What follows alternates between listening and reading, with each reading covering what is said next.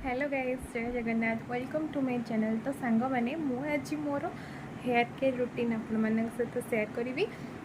तो आम झील मानकर तो फास्ट प्रायोरिटी होची आम हेयर।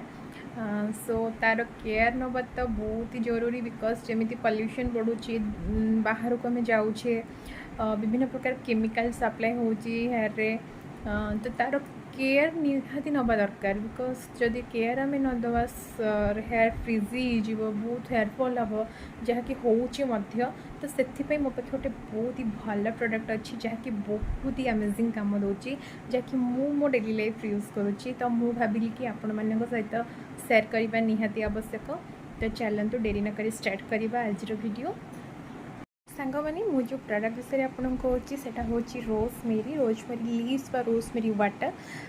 सो आपण वाइज जमी यूज कर as a night care treatment after washing your hair, as जो आप शैम्पू कर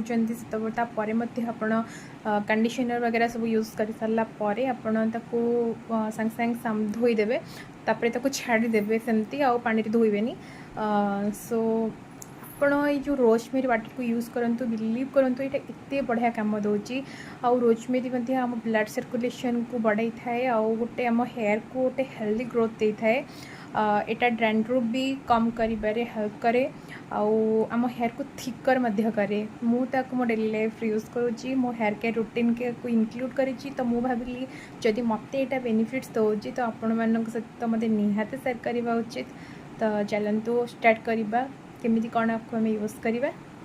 तो सांग मैंने यहाँ किसी एमती प्रोडक्ट हिसाब से हूँ रोजमेरी लीव्स, यहाँ हूँ वाटर फॉर्म यहाँ हूँ यहाँ लीव्स आपको आप केमती यूज करेंगे मुझे जनाऊँगी।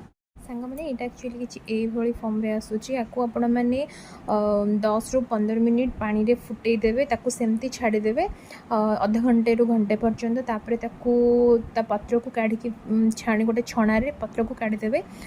से जो वाटरटा रही गोटे स्प्रे वाला कंटेनर रे स्टोर कर रखिए। आपको आप यूज करेंगे 3 ରୁ 4 डेज रखिकी, ताठू अधिक दिन रखिकी यूज करेंगे, बिकज ये नेचुरल वे कौन सी प्रिजर्वेटिव नहीं, से खराब ही हो।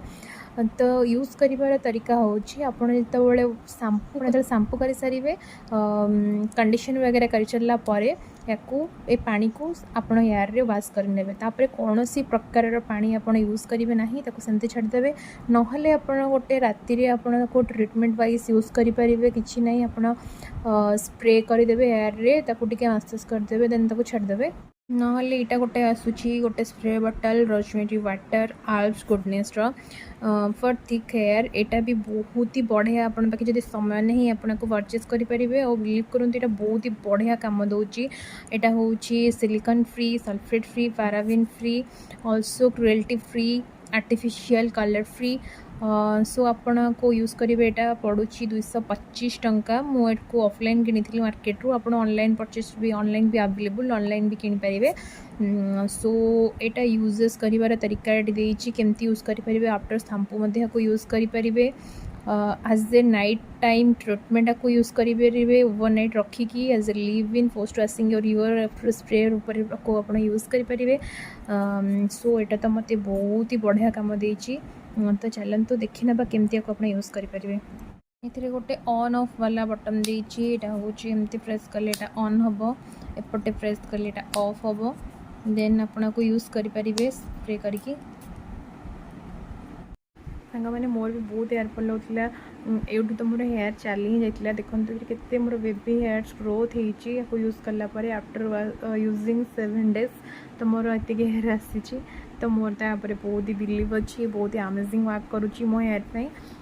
सो मुझे चाहिए आपण मैंने यूज करूँ, आपण हेयर केयर रूटीन को इनक्लूड करूँ। थैंक्स फॉर वाचिंग ये वीडियो सांग मैंने। मुझे आशा करी आपण मानक वीडियोटा भल लगी, जदि भल लगी मो वीडियो को लाइक करूँ, शेयर करूँ और आपण फ्रेंड्स और रिलेटिव मान सहित मत शेयर करने को भूलें। और आपण हेयर केयर रूटीन में आपको ऐड तो निहाती करेंगे और मत कमेंट सेक्शन में लिखिक जनइबे, तो आपण मानक यहाँ कि हेल्प कर। जय जगन्नाथ।